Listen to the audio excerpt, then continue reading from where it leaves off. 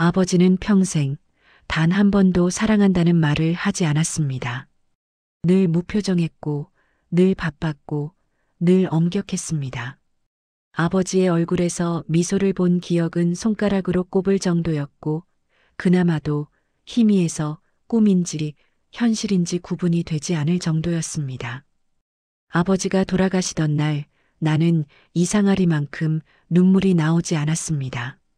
마치 준비된 이별처럼 생각하려 했거든요. 하지만 그건 마음이 굳어서가 아니라 아버지에게 기대가 이미 오래전에 사라져버렸기 때문입니다. 장례식장 복도는 차가운 공기로 가득했고 희뿌연 조문객의 모습들이 흔들렸습니다. 검은 옷을 입은 사람들의 물결 속에서 나는 마치 다른 사람의 장례식에 온 것처럼 멍하니 서 있었습니다. 엄마는 아버지 영정 앞을 떠나지 않았습니다. 72시간 내내 그 자리를 지켰습니다. 누군가 쉬라고 권해도 고개를 저으며 저 사람이 외로워할까봐라고만 되뇌었습니다. 오빠 성우는 구석에 서서 초췌한 모습으로 담배만 피워댔고 막내 민호는 멍하니 바닥만 보고 있었죠. 우리 남매는 각자의 방식으로 슬픔을, 아니 슬픔보다는 혼란을 감당하고 있었습니다. 대학교 경제학과 교수였던 아버지는 철저한 원칙주의자이시고 감정 표현에 인색하신 분이었습니다. 아버지의 강의실은 늘 조용했습니다. 학생들은 그를 존경했지만 동시에 두려워했습니다. 농담 한 번 없이, 미소 한 번 없이 오직 논리와 원칙으로만 세상을 바라보는 사람. 나는 아버지와 제대로 눈을 맞춰본 적이 몇 번이나 될까요? 초등학교 운동회였던가. 그날 아침은 유난히 화창했습니다. 파란 하늘 아래 운동장에는 아이들의 웃음소리가 가득했고 부모들의 응원 소리가 메아리 쳤습니다. 나는 멀리 뛰기에서 1등을 했습니다. 2m 87cm. 그 기록이 아직도 생생합니다. 친구들은 부모에게 안겨 자랑했지만 아버지는 내 손을 딱 한 번 쥐고 이 한마디만 했습니다. 이번엔 운이 좋았군. 그 뒤로 나는 무언가를 잃어도 운일 뿐이겠지라고 하면서 크게 기쁘지 않았습니다. 중학교 때 전교 1등을 해도, 고등학교 때 미술대회에서 상을 받아도, 대학에 합격해도 모든 성취가 그저 우연이고 운일 뿐이라고 스스로를 깎아내렸습니다. 지금 생각해보면 그게 얼마나 아이의 마음을 망가뜨리는 말인지 아버지는 몰랐을 겁니다. 아니, 알았을까요? 감정에 서툰 사람은 자신의 말이 타인에게 어떤 상처를 주는지 상상하지 못합니다. 오빠는 새벽 5시면 일어나 책상 앞에 앉았습니다. 밤 12시가 넘어서야 불을 껐습니다. 방문 틈새로 새어나오는 희미한 불빛이 복도를 밝힐 때면 나는 가슴이 아팠습니다. 오빠는 왜 저렇게까지 해야 하는 걸까? 대학도 본인이 원하는 국문학과가 아닌 아버지가 원하는 경제학과로 갔습니다. 입학식 날 오빠는 축하받는 자리에서도 표정이 밝지 않았습니다. 아버지는 그런 오빠를 보며 단 한마디만 했습니다. 현실적인 선택을 했군. 칭찬도 위로도 아닌 말. 오빠는 그날 밤 자기 방에서 혼자 조용히 울었습니다. 벽 너머로 들리는 오빠의 숨소리가 지금도 귓가에 맴돕니다. 그러나 아버지는 오빠의 크고 작은 성공에도 한 번도 칭찬한 적이 없었죠. 수석 입학, 장학금 수상, 학회 논문 게재. 모든 순간에 아버지는 침묵으로 일관했습니다. 성우는 술에 취해 한밤중에 흥분해 말하곤 했습니다. 도대체 난 뭘 더 해야 아버지한테 인정을 받을 수 있는 건데? 내가 노벨상이라도 받아야 해? 답은 없었습니다. 아버지는 늘 침묵이었으니까. 어느 명절날이었습니다. 온 가족이 모인 자리에서 큰아버지가 오빠를 칭찬했습니다. 성우가 정말 똑똑하게 컸어. 형수님, 자랑스럽겠어요. 엄마는 미소 지으며 대답했지만 아버지는 그저 묵묵히 식사만 했습니다. 그날 저녁 오빠는 또 술을 마셨고 나는 오빠 옆에 앉아 등을 토닥여 주었습니다. 오빠, 나는 오빠가 자랑스러워. 윤진아, 난 아버지한테 자랑스러운 아들이 되고 싶었어. 단 한 번만이라도. 오빠의 목소리는 떨리고 있었습니다. 막내 민호는 유일하게 아버지의 요구에 반항했습니다. 저는 연극을 하고 싶어요.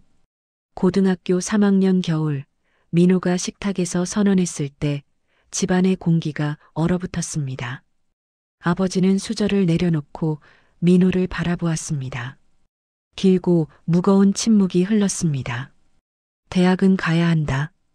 대학 가서도 연극할 거예요. 경제적으로 독립할 수 있겠느냐? 할 수 있어요. 아르바이트라도 할 거예요. 아버지는 더 이상 말하지 않았습니다. 식사를 마치고 서재로 들어가 문을 닫았습니다. 그게 전부였습니다. 민호는 예술을 하고 싶다며 결국 대학교를 2학년 때 그만두고 연극판으로 들어갔습니다. 집안이 발칵 뒤집혔습니다. 엄마는 울었고 오빠는 민호를 설득하려 했지만 소용없었습니다. 아버지는 단 한 줄의 문자를 보냈습니다. 내 인생은 내가 책임져라. 그게 전부였습니다. 민호는 그날 방에서 한참을 울었습니다. 나는 문 밖에 서서 들어갈지 말지 고민하다가 결국 조용히 돌아섰습니다. 형제지만 나도 어떻게 위로해야 할지 몰랐습니다. 그 뒤로 민호는 집에 거의 오지 않았습니다. 명절에도 얼굴을 비추지 않았고 전화도 받지 않았습니다. 엄마가 걱정해서 찾아가도 괜찮다는 말만 반복했습니다. 그리고 민호는 더 깊이 아버지를 밀어냈습니다. 아버지도 민호에 대해 일절 언급하지 않았습니다. 마치 애초에 자녀가 둘만 있었던 것처럼 엄마만이 늘 같은 말을 했습니다. 너희 아버지 말은 저래도 마음은 아니야. 그 말을 들을수록 더 화가 났습니다. 그럼 왜 우리는 한 번도 그 마음을 느낀 적이 없는 걸까? 엄마는 아버지와 우리 사이에서 평생을 줄타기하며 살았습니다. 아버지의 무뚝뚝함을 번역하고 우리의 상처를 감싸 안으며 가족이라는 배가 침몰하지 않도록 필사적으로 노를 저었습니다. 어느 날 밤 나는 부엌에서 설거지하는 엄마 옆에 섰습니다. 엄마는 어떻게 아버지랑 같이 사세요? 엄마는 손을 멈추고 나를 바라보았습니다. 창밖으로 보이는 어둠 속에서 엄마의 눈동자가 반짝였습니다. 윤진아, 사랑에는 여러 가지 모습이 있단다. 내 아버지는 표현이 서툴 뿐이야. 서툰 게 아니라 안 하는 거잖아요. 아니야.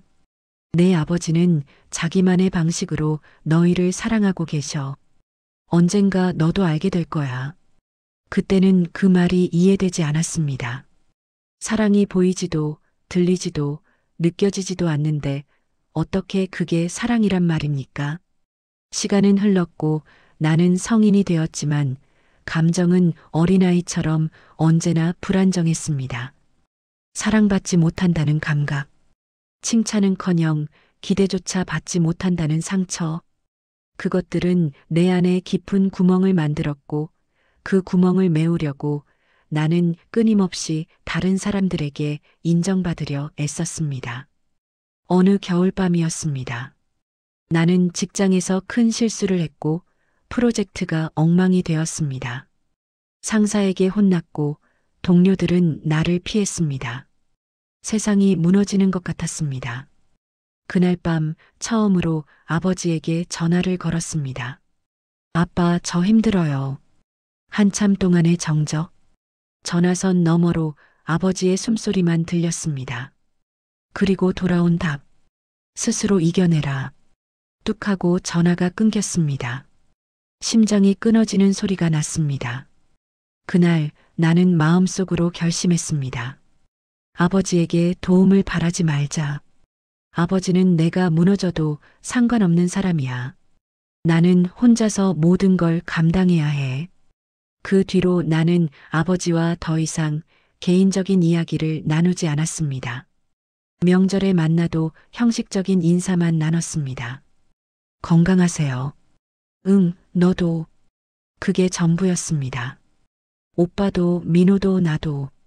우리는 각자의 방식으로 아버지와 거리를 두었습니다. 같은 집에 살면서도 마음은 수천 킬로미터 떨어져 있었습니다. 그런데 아이러니하게도 아버지에게는 우리가 몰랐던 다른 얼굴이 있었습니다.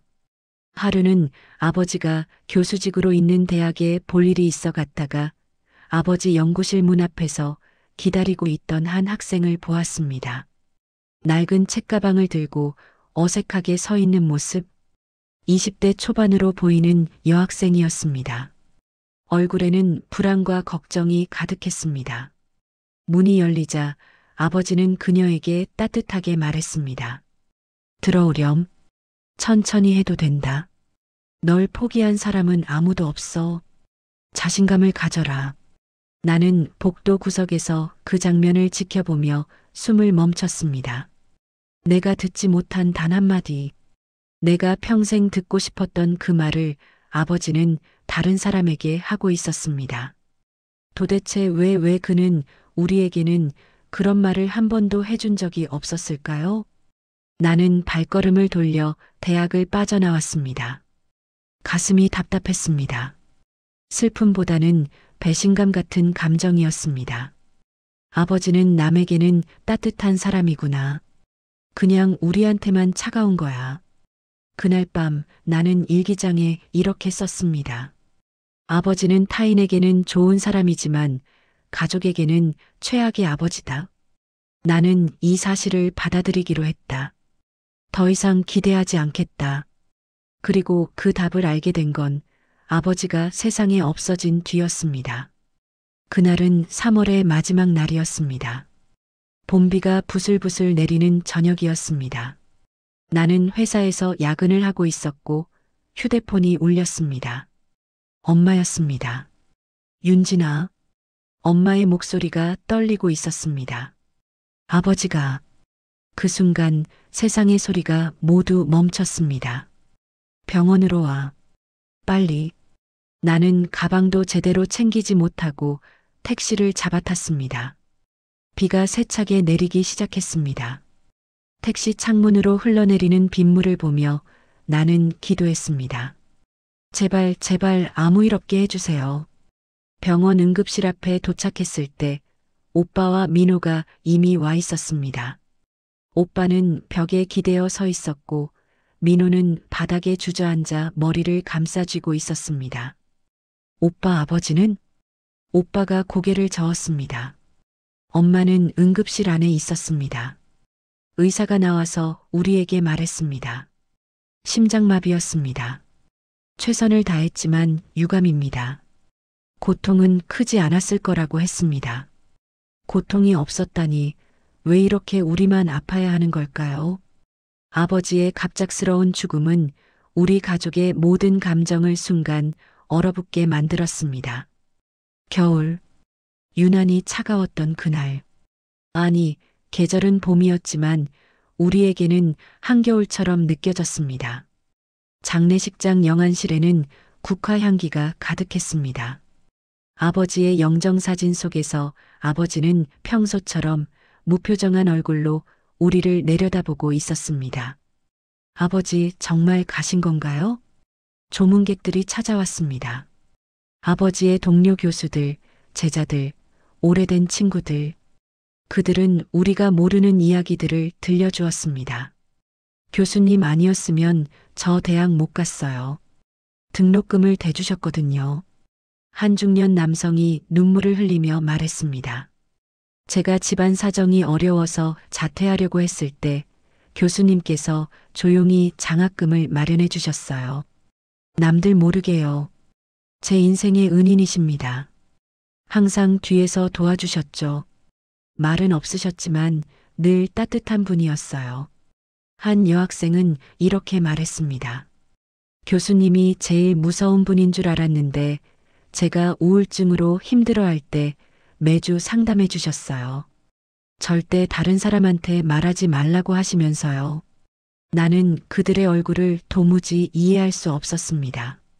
우리 아버지가 따뜻했다고, 남을 돕는 사람이었다고, 같은 사람에 대해 말하는 게 맞나 싶을 정도로 그들이 아는 아버지와 우리가 아는 아버지는 달랐습니다. 상을 치르는 내내 성우 오빠는 말이 없었습니다. 조문객들에게 인사만 했을 뿐 감정을 드러내지 않았습니다. 밤이 되면 장례식장 밖으로 나가 혼자 담배를 피우며 술만 들이켰습니다. 막내 민호는 하루 종일 울었습니다. 화를 내다가도 다시 울다가도 또 침묵했습니다. 형, 나 아버지한테 제대로 된 인사도 못했어. 마지막으로 본 게 언제였는지도 기억이 안 나. 민호의 목소리는 후회로 가득했습니다. 엄마는 빈 영정 사진을 향해 속삭였습니다. 여보, 너무 갑자기 가면 어떡해요. 우리 약속 많이 남았잖아요. 작은 체구를 더 작게 만든 슬픔. 엄마는 3일 내내 거의 아무것도 먹지 않았습니다. 우리가 억지로 죽이라도 떠먹였지만 몇 숟가락 뜨다가 눈물을 흘리며 수저를 놓았습니다.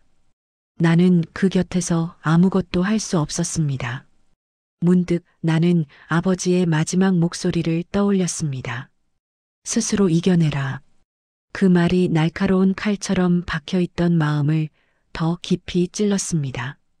아버지는 마지막까지 나한테 차가웠어. 그런데 왜 이렇게 슬픈 걸까? 입관을 앞두고 나는 아버지 손을 처음 붙잡아 보았습니다. 차가운 손, 말라버린 온기, 주름진 손가락과 굳어버린 손등, 살아생전 단 한 번도 제대로 잡아본 적 없는 손. 그제야 눈물이 터졌습니다. 아빠, 나 한 번쯤은 잘했다고 말해줄 수 있었잖아요. 단 한 번만이라도. 목이 메어 더 이상 말이 나오지 않았습니다. 아빠, 나 사실 아빠가 무서웠어요. 아빠 앞에만 서면 작아지는 기분이었어요. 아빠가 날 사랑하는지 평생 몰랐어요. 대답은 돌아오지 않았습니다. 아버지는 늘 그랬던 것처럼 끝까지 침묵이었습니다. 오빠가 다가와 내 어깨를 감싸 안았습니다. 윤진아, 울어도 돼. 많이 울어. 우리 남매는 아버지 곁에서 한참을 울었습니다. 평생 표현하지 못했던 감정들이 한꺼번에 터져 나왔습니다. 그러나 그날 밤 내 삶을 뒤흔들 사건이 시작되었습니다. 장례를 마치고 집으로 돌아온 날 밤이었습니다. 엄마가 아버지의 서재에서 모르는 상자 하나를 꺼냈습니다. 윤진아, 이거 너희 아버지가 꼭 너희에게 전해달라고 남겨둔 거래. 검은 금속 상자, 금고처럼 묵직한 잠금장치, 잠겨 있었습니다. 열쇠는 아직 못 찾았어. 우리는 잠시 그 상자를 바라보다 그냥 서재 문을 닫았습니다.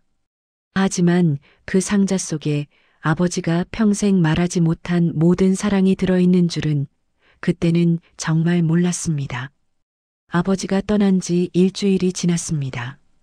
집안의 공기는 아직도 장례식장의 냄새를 머금고 있었습니다. 향 냄새, 국화 냄새, 울음의 냄새. 우리는 서재에 놓인 그 상자를 애써 외면하며 지냈습니다. 보지 않으면 아버지의 부재도 조금은 덜 실감날 거라 생각했으니까요. 엄마는 아버지의 옷을 정리하다가 자주 멈춰 섰습니다. 아버지가 즐겨 입던 회색 스웨터를 꺼내 들고는 한참을 그 옷에 얼굴을 묻고 있었습니다. 아버지의 냄새가 아직 남아 있었나 봅니다. 오빠는 회사에 복귀했지만 전화할 때마다 목소리에 힘이 없었습니다. 민호는 연극 연습을 핑계로 거의 집에 오지 않았습니다. 각자의 방식으로 슬픔을 회피하고 있었습니다. 나 역시 마찬가지였습니다. 일에 몰두하려 했지만 문득문득 아버지가 생각났습니다. 커피를 마시다가도, 지하철을 타다가도, 저녁을 먹다가도 아버지의 무표정한 얼굴이 떠올랐습니다. 그러나 어느 밤 막내 민호가 말을 꺼냈습니다. 누나, 그 상자 열어보자. 민호는 창밖을 바라보며 조용히 말했습니다. 아버지가 마지막으로 우리한테 남긴 거잖아. 계속 피할 수만은 없어. 성우 오빠도 조용히 고개를 끄덕였습니다. 민호 말이 맞아. 우리가 아무리 피해도 결국엔 마주해야 해. 우리는 서재로 향했습니다. 어둡고 차가운 공간, 책 냄새, 오래된 나무 책상과 가득 쌓인 책들, 낯익은 아버지의 기침 소리가 아직도 남아있는 듯 했습니다. 서재의 공기는 다른 방보다 더 무겁게 느껴졌습니다. 이곳은 아버지만의 영역이었습니다. 우리는 어릴 적부터 함부로 들어오지 말라는 말을 들으며 자랐습니다. 아버지 일하시는 중이니까 조용히 해. 엄마가 늘 하던 말이었습니다. 이제 그 서재에는 아버지가 없었습니다. 빈 책상, 정리된 책들, 그리고 가운데 놓인 금속 상자만이 우리를 기다리고 있었습니다. 금고 상자 위에는 작은 봉투가 놓여 있었습니다. 사랑하는 가족에게. 아버지의 손글씨였습니다. 평소처럼 반듯하고 정확한 글씨체. 그 글씨를 보는 순간 가슴이 철렁했습니다. 엄마가 떨리는 손가락으로 편지를 펼쳤습니다. 미안하다. 표현이 서툴렀던 가장이었다. 첫 문장을 보는 순간 엄마의 어깨가 무너져 내렸습니다. 눈물이 봉투 위로 떨어졌습니다. 평생을 함께하면서도 단 한 번 사랑한다는 말을 하지 못했다. 그것이 내 가장 큰 후회다. 너희들이 이 편지를 읽고 있다는 것은 내가 더 이상 곁에 없다는 뜻이겠지. 준비할 시간이 있었다면 직접 말하고 싶었다. 하지만 그러지 못할 것 같아 이렇게 글로라도 남긴다. 이 상자 안에는 내가 평생 말하지 못했던 것들이 담겨 있다. 부디 끝까지 읽어주길 바란다. 그리고 이해해주길, 아니 이해하지 못하더라도 받아들여주길 바란다. 너희를 사랑했다. 서툴게, 어설프게, 때론 차갑게 보였겠지만 그래도 사랑했다. 엄마는 편지를 다 읽지 못하고 책상에 이마를 기댔습니다. 어깨가 들썩였습니다. 봉투 속에는 열쇠가 들어 있었습니다. 작은 황동 열쇠, 오래되어 보이는 열쇠였습니다. 오빠가 조심스럽게 열쇠를 집어들었습니다. 열어볼까? 우리 모두 고개를 끄덕였습니다. 딸깍, 잠금 장치가 풀리는 소리가 서재 전체를 울렸습니다. 그 소리는 마치 오랫동안 닫혀있던 아버지의 마음이 열리는 소리 같았습니다. 뚜껑이 천천히 열렸습니다. 그 안에는 깔끔히 정리된 봉투와 노트들이 가득했습니다. 각 봉투에는 이름이 적혀 있었습니다. 아내에게, 성우에게, 민호에게, 윤진에게, 그리고 그 아래에는 여러 개의 노트와 서류 파일들이 있었습니다. 우리는 한동안 그 봉투들을 바라보기만 했습니다. 누가 먼저 열어야 할까요? 아니, 정말 열어야 하는 걸까요? 엄마가 먼저 손을 뻗었습니다. 엄마 것부터 볼게. 떨리는 손으로 봉투를 열었습니다. 안에는 3장의 편지지가 들어 있었습니다. 엄마가 조심스럽게 펼쳤습니다. 당신은 내 인생에서 가장 귀한 사람이요. 처음 당신을 만난 날을 기억하오. 대학 도서관 앞이었지. 당신은 책을 떨어뜨렸고 나는 그걸 주워주었소. 당신이 고맙다며 미소 지었을 때 내 심장이 멈출 것 같았소. 하지만 나는 그때도 제대로 말하지 못했소. 괜찮습니다라는 말 한마디만 하고 돌아섰지. 지금 생각하면 참 바보 같았소. 결혼하고 함께 산 43년. 당신은 늘 웃으며 내 곁을 지켰소. 내가 무뚝뚝해도 말이 없어도 감정 표현을 못해도 당신은 이해한다며 참아주었지. 미안하오. 고생만 하게 해서 미안하오. 당신이 울 때마다 나도 가슴이 아팠소. 하지만 어떻게 위로해야 할지 몰랐소. 그저 옆에 있는 것만으로도 위로가 될 거라 생각했는데 그것도 잘못된 생각이었소. 당신이 좋아하는 동백꽃을 매년 봄마다 사왔던 것 기억하시오? 한 번도 말하지 않았지만 서툴고 부족했지만 그게 내 사랑 표현이었소. 내가 없어도 당신은 더 따뜻하게 살아갈 수 있는 사람임을 누구보다 잘 알고 있소. 아이들을 부탁하오. 그리고 당신 자신도 아끼며 살아주오. 사랑했소. 평생토록 사랑했소. 엄마는 입술을 깨물며 울음을 삼켰습니다.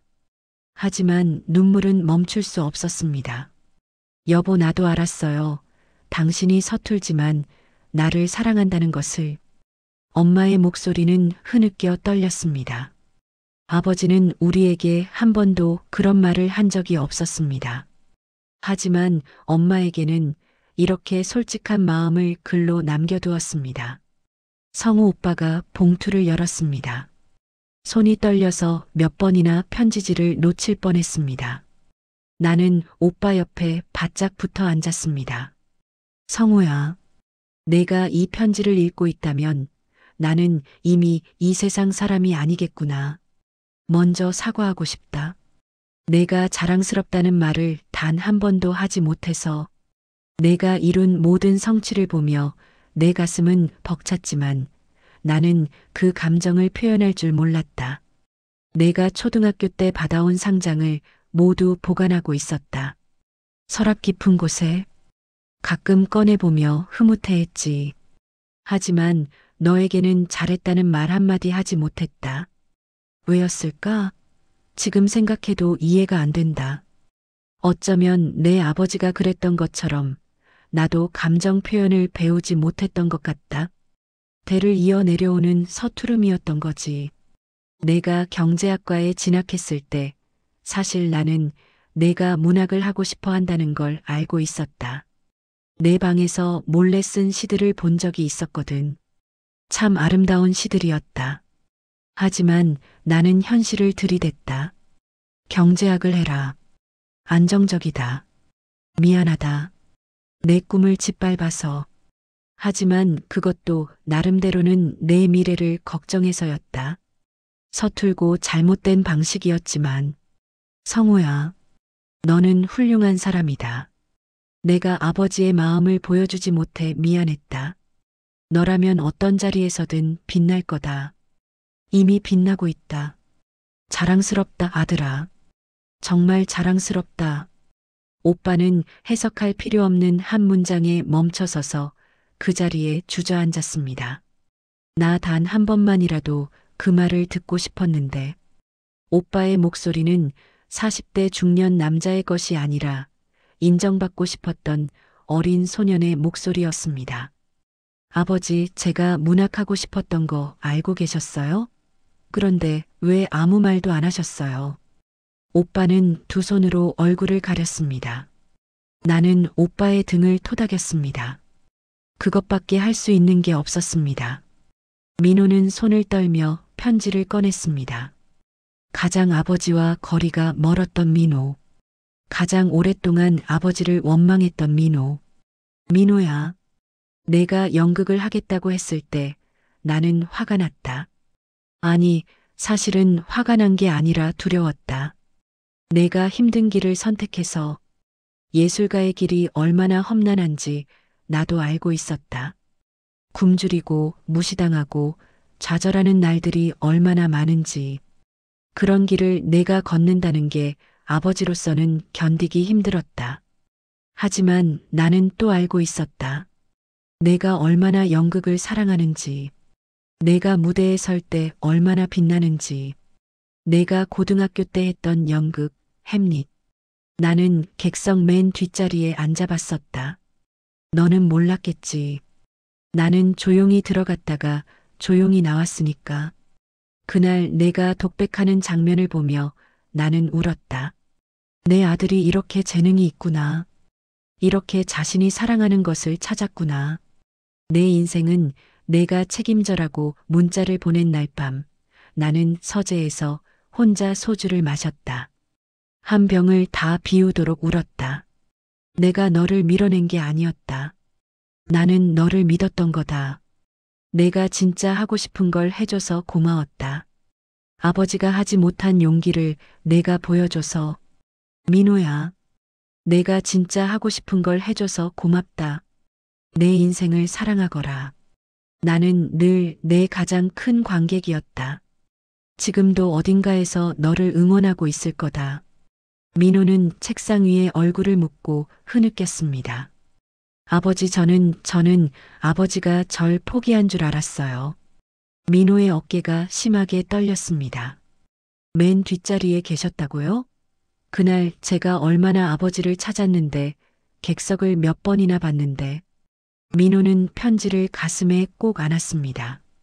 아버지, 이제라도 알게 돼서 다행이에요. 그리고 마지막, 내 이름이 적힌 봉투. 나는 한참을 그 봉투를 들고만 있었습니다. 열기가 두려웠습니다. 안에 무엇이 적혀 있을까? 실망스러운 내용이면 어떡하지? 윤진아, 열어봐. 엄마가 조용히 말했습니다. 나는 천천히 봉투를 뜯었습니다. 윤진아, 너는 내 마음의 위로였다. 내가 태어난 날을 기억한다. 작고 빨간 얼굴로 울던 너. 간호사가 내 을 내 품에 안겨줬을 때 나는 처음으로 지켜야겠다는 생각을 했다. 너는 늘 조용한 아이였다. 오빠나 동생처럼 떼쓰지도 않고 조르지도 않았지. 늘 혼자 그림을 그리거나 책을 읽었고 나를 보면 살짝 웃어주곤 했다. 내가 웃을 때 내 하루도 환했다. 정말이다. 내가 초등학교 운동회에서 1등 했을 때 운이 좋았다고 말한 것 기억하니? 그 말이 너를 얼마나 아프게 했는지 나는 몰랐다. 한참 후에야 내 일기장을 우연히 보고 알았다. 아빠는 내가 뭘 해도 인정해주지 않는다고 내가 쓴 글을 읽고 나는 며칠 밤을 잠 못 이뤘다. 미안하다. 말하지 못해 미안하다. 나는 내가 자만하지 않길 바랐다. 항상 겸손하길 바랐다. 하지만 그게 결국 너를 움츠러들게 만들었구나. 윤진아, 너는 운이 좋아서 1등한 게 아니었다. 너는 정말 열심히 뛰었고 정말 잘했던 거다. 그 이후로도 너는 늘 최선을 다했다. 너는 충분히 훌륭하다.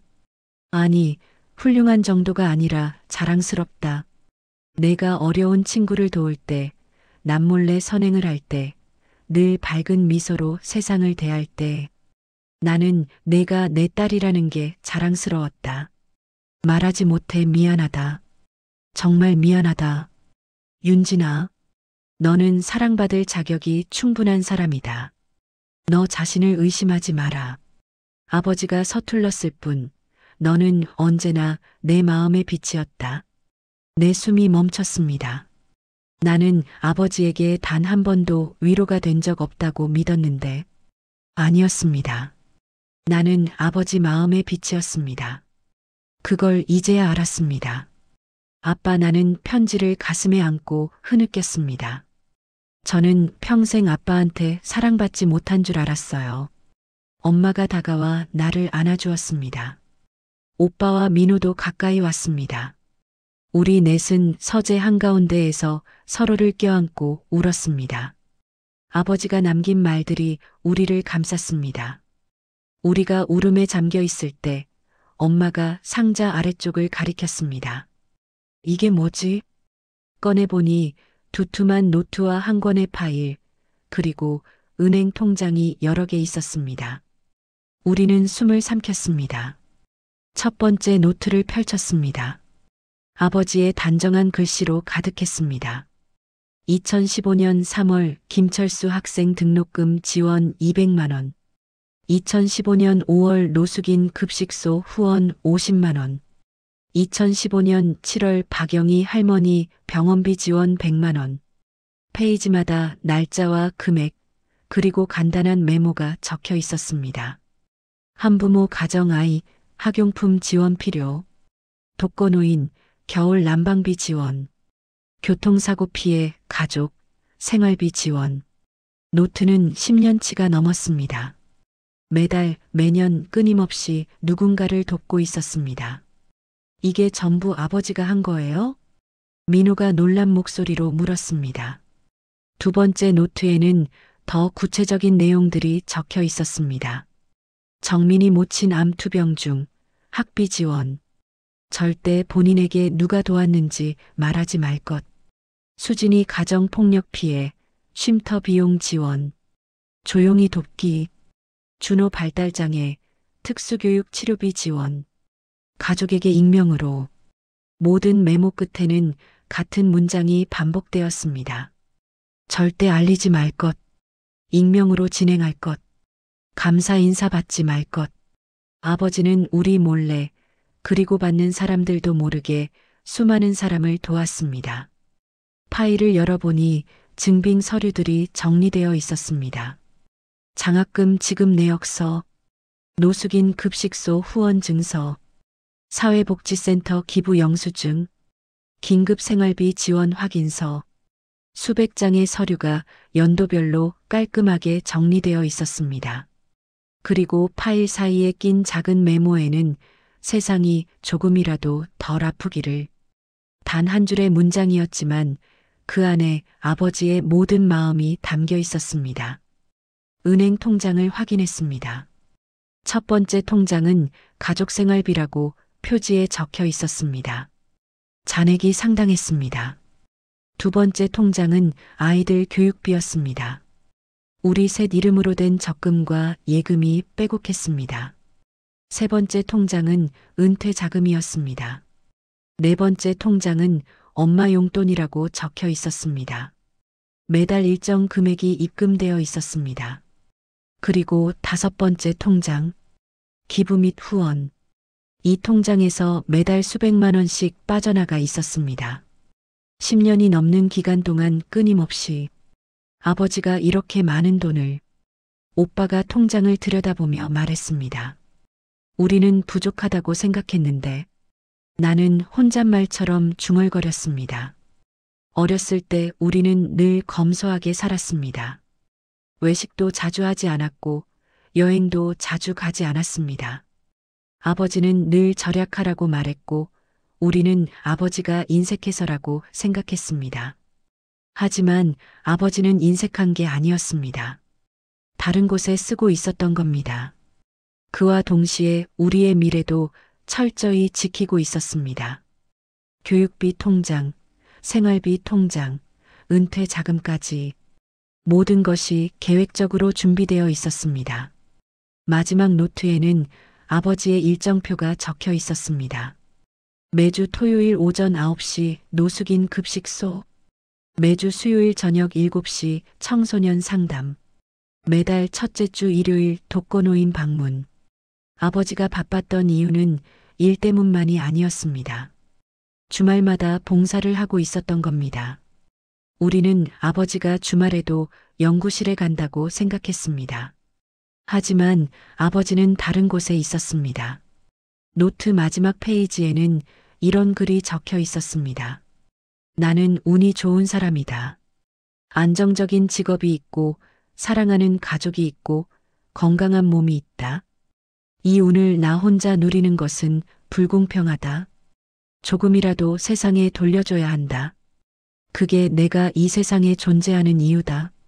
그 순간 우리 셋은 같은 생각을 했습니다. 우리는 아버지를 단 한 번도 이해하지 못했다는 사실, 그리고 그걸 영원히 되돌릴 수 없다는 사실. 나는 편지를 가슴에 안고 속삭였습니다. 아빠 사랑 잘 받았습니다.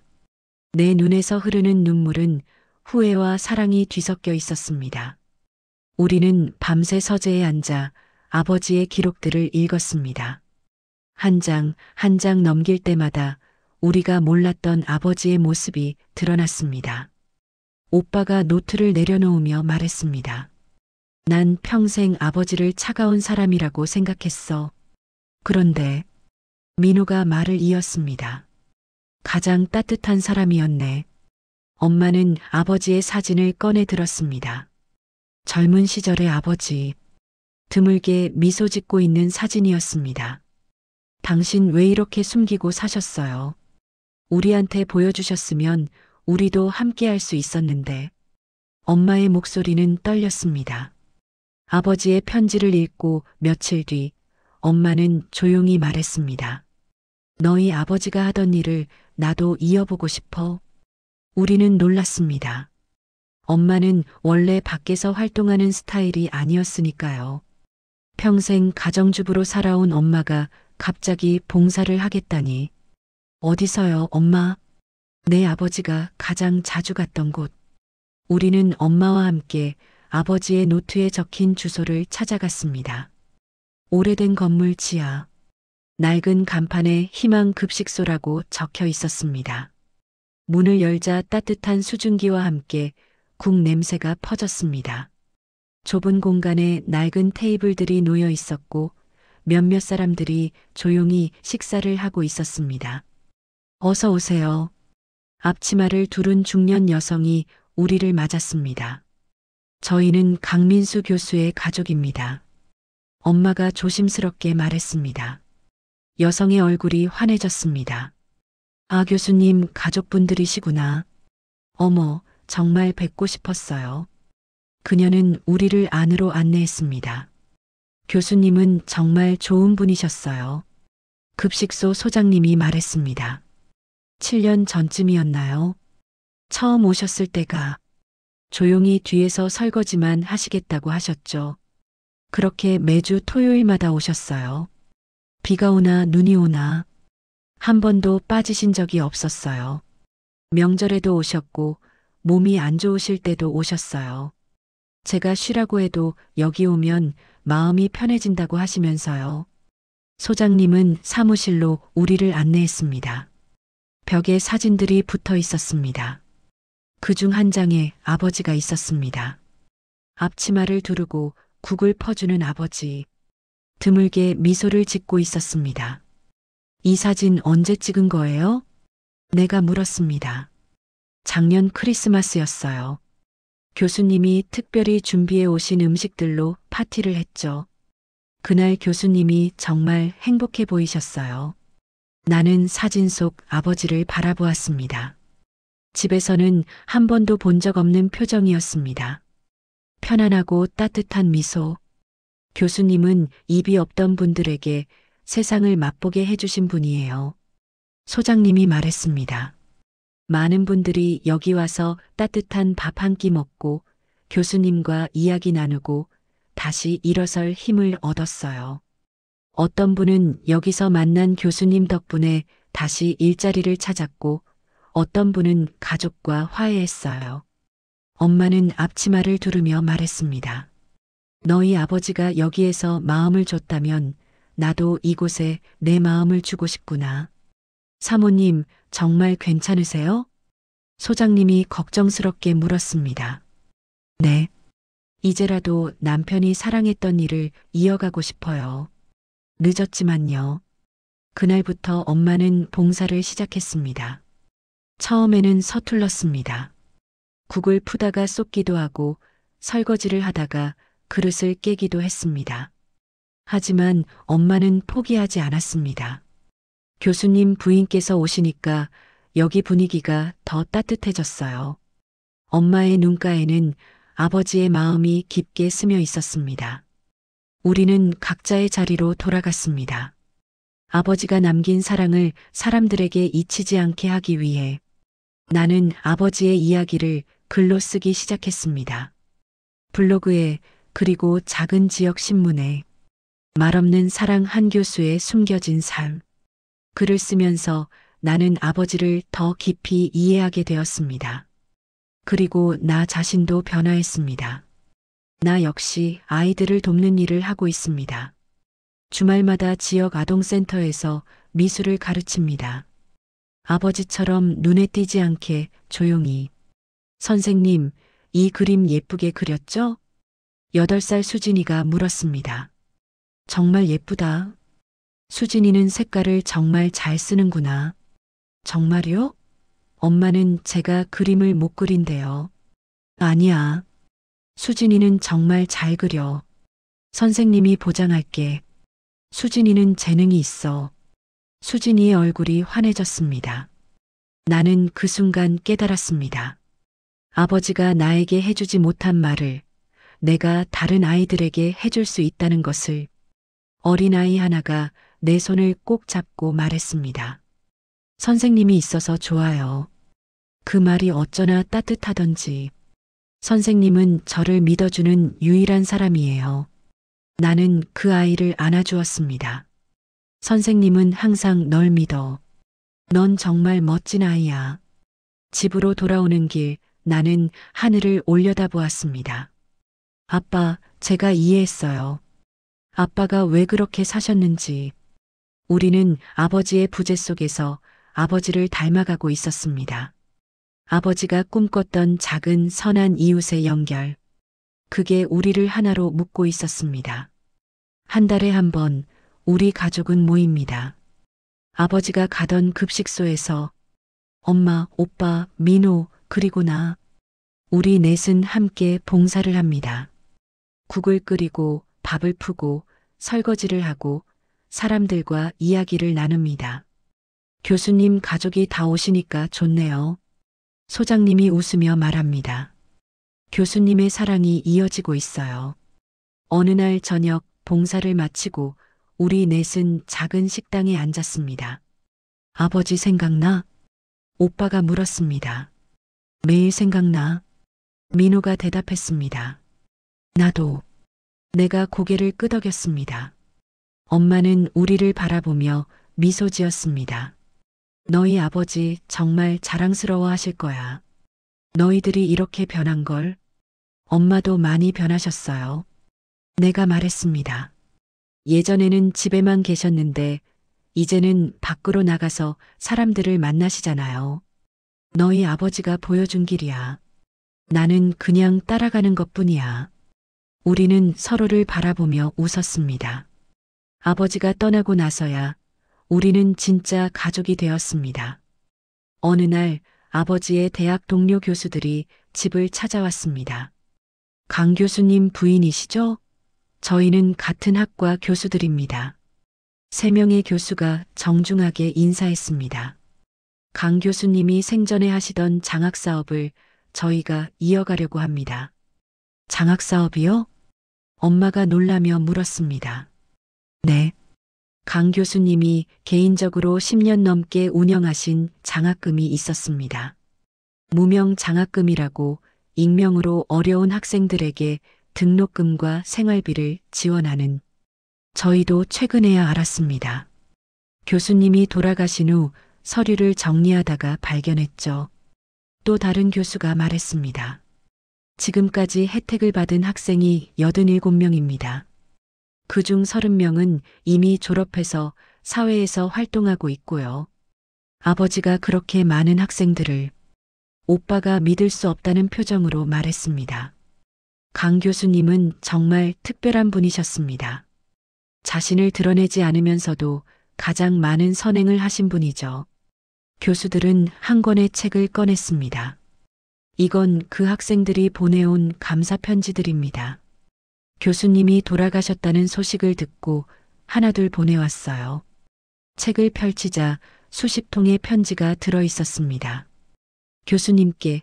저는 교수님이 누군지도 모릅니다. 하지만 교수님 덕분에 대학을 졸업할 수 있었습니다. 어머니가 아프셔서 등록금을 낼 수 없었던 저에게 누군가 등록금을 지원해 주셨습니다. 처음에는 학교 장학금인 줄 알았습니다. 하지만 나중에 알고 보니 한 교수님이 개인적으로 지원해 주신 거였습니다. 그분이 강민수 교수님이셨다는 걸 이제야 알았습니다. 교수님, 정말 감사합니다. 저는 지금 병원에서 간호사로 일하고 있습니다. 교수님께서 제 꿈을 이룰 수 있게 해주셨습니다. 명복을 빕니다. 김서영 올림. 교수님, 저는 교수님의 강의를 들은 적도 없습니다. 다른 과 학생이었으니까요. 하지만 제가 가정 형편 때문에 자퇴를 고민할 때 누군가 저를 찾아왔습니다. 학교 직원이라고만 하셨죠. 학교에서 지원하는 프로그램이 있다며 생활비를 지원해 주셨습니다. 나중에 알고 보니 그것도 강 교수님이 개인적으로 만드신 프로그램이었습니다. 교수님, 저는 지금 작은 회사를 운영하고 있습니다. 직원이 10명밖에 안 되지만 그중 3명은 형편이 어려운 학생들입니다. 교수님께서 저에게 주신 기회를 이제 제가 다른 사람에게 주고 있습니다. 감사합니다, 교수님. 박준호 올림. 편지는 계속되었습니다. 각자의 이야기, 각자의 감사, 각자의 눈물. 우리는 한 장 한 장 읽으며 울었습니다. 어머님, 저희가 이 장학 사업을 이어가려고 합니다. 교수 한 분이 말했습니다. 하지만 혼자서는 힘들 것 같아서 학과 전체가 함께하기로 했습니다. 저희는 이름을 바꾸려고 합니다. 무명 장학금에서 강민수 교수 기념 장학금으로요. 아니에요. 엄마가 고개를 저었습니다.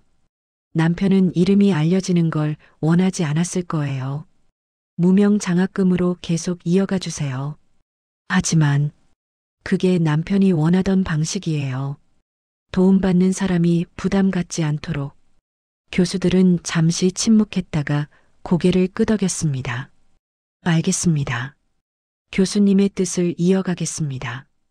그들이 돌아간 후 우리는 다시 한번 아버지의 노트를 펼쳤습니다. 절대 이름을 밝히지 말 것. 받는 사람이 부담 느끼지 않도록. 도움이 아니라 응원이라고 생각하게 할 것. 아버지의 철학이 한 줄 한 줄에 담겨 있었습니다. 아버지는 진짜 대단한 분이셨어. 민호가 말했습니다.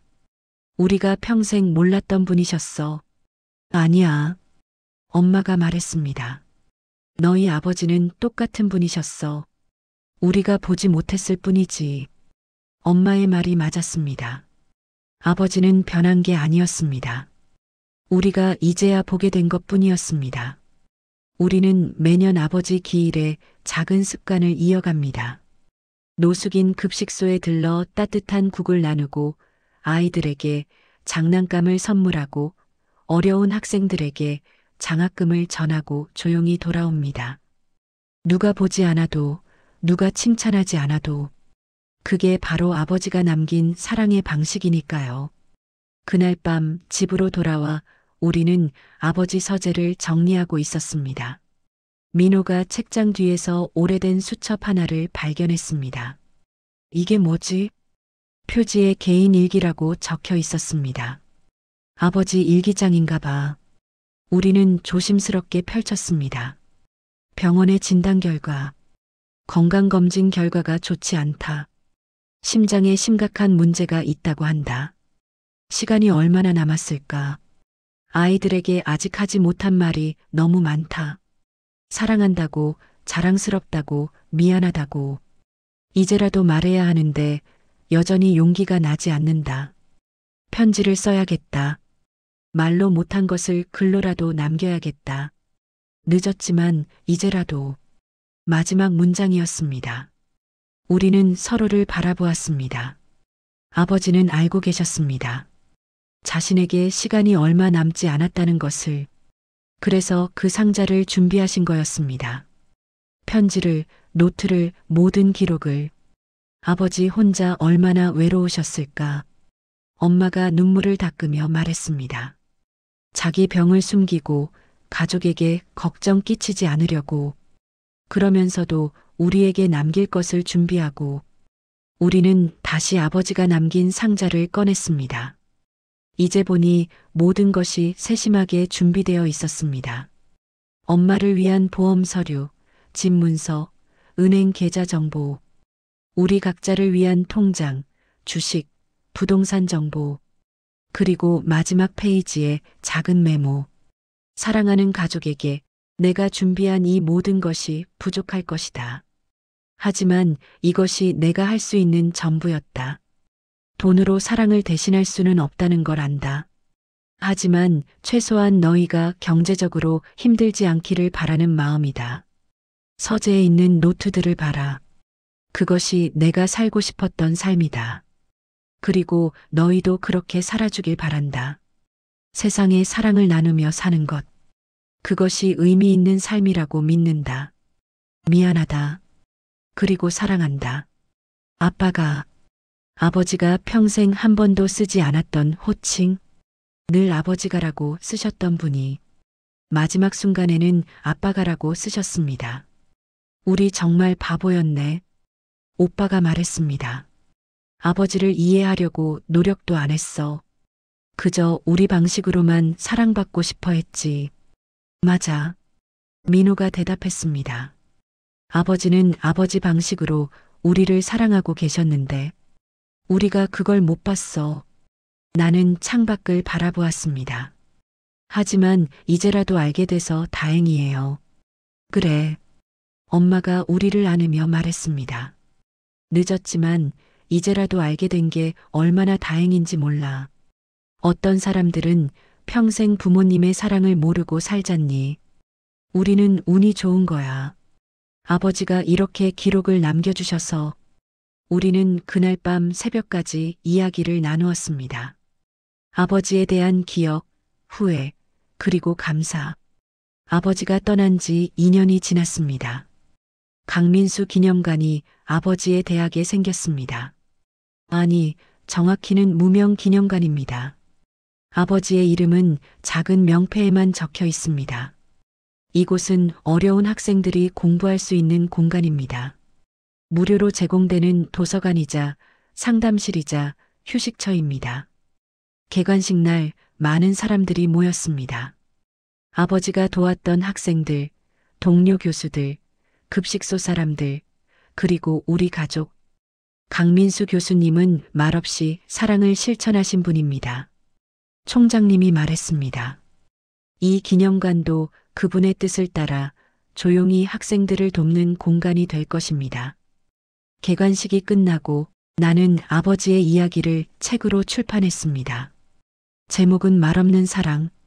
아버지가 어떻게 살았는지, 우리가 어떻게 그 사랑을 뒤늦게 알게 되었는지, 그리고 그 사랑이 어떻게 퍼져나가고 있는지. 책은 조용히 하지만 꾸준히 읽혔습니다. 독자들에게서 편지가 왔습니다. 이 책을 읽고 아버지에게 전화했습니다. 사랑한다고 처음으로 말했어요. 저도 아버지와 사이가 안 좋았는데 이 책을 읽고 아버지를 이해하게 됐어요. 제 아버지도 말이 없는 분이세요.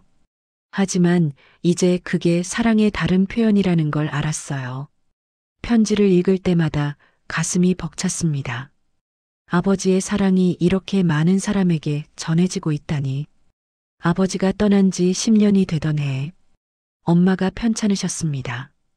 병원 침대에 누워 계신 엄마는 여전히 미소를 잃지 않으셨습니다. 윤진아, 네 엄마. 내 아버지 이제 만나러 가야 할 것 같구나. 엄마, 눈물이 났습니다. 울지 마. 엄마는 행복했어. 너희 아버지도 만나고 너희들도 낳고 좋은 삶을 살았어. 엄마는 우리 셋을 번갈아 바라보았습니다. 너희 아버지 사랑 잘 이어가고 있지? 네, 엄마. 잘 이어가고 있어요. 오빠가 엄마 손을 꼭 잡았습니다. 그럼 됐다. 엄마는 이제 마음 편히 갈 수 있겠구나. 엄마는 너희가 있어서 행복했다. 곧 만나볼 너희 아버지와 그리고 사랑하는 내 아들, 딸과 함께한 시간들이 내 인생에서 가장 행복했다. 그날 밤 엄마는 조용히 눈을 감으셨습니다. 아버지처럼 평화롭게 2개의 납골함. 엄마의 장례를 치르고 우리는 납골 땅으로 향했습니다. 아버지 옆에 엄마를 모셨습니다. 이제 함께 계시네. 오빠가 말했습니다. 10년 만에 다시 만나셨어. 2개의 납골함이 나란히 놓여 있었습니다. 강민수, 이영숙, 평생을 함께했고 이제 영원히 함께할 2사람. 우리는 한참을 그 자리에 서 있었습니다. 바람이 불었습니다. 따뜻한 바람. 마치 아버지와 엄마가 함께 우리를 쓰다듬는 것 같았습니다. 아빠, 엄마 사랑합니다. 평생 사랑했고 앞으로도 영원히 사랑할 거예요.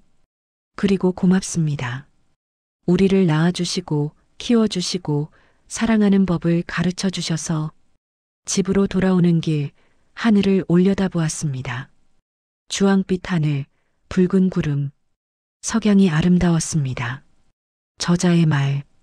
이 이야기를 듣는 모든 분들께 지금 당신이 사랑하는 사람에게 전화를 거세요. 그리고 말하세요. 사랑해. 너무 늦기 전에. 말하지 못한 사랑은 가장 큰 후회가 됩니다. 하지만 지금이라도 말한다면 그것은 가장 큰 선물이 될 것입니다. 당신의 아버지에게, 당신의 어머니에게, 당신의 가족에게 사랑합니다. 라고 사랑의 마음을 전해드리세요. 그것이 당신이 줄 수 있는 가장 아름다운 선물입니다. 그리고 이 이야기는 말없이 자녀들을 위해 헌신하시고 사랑을 주시는 부모님들께 바칩니다.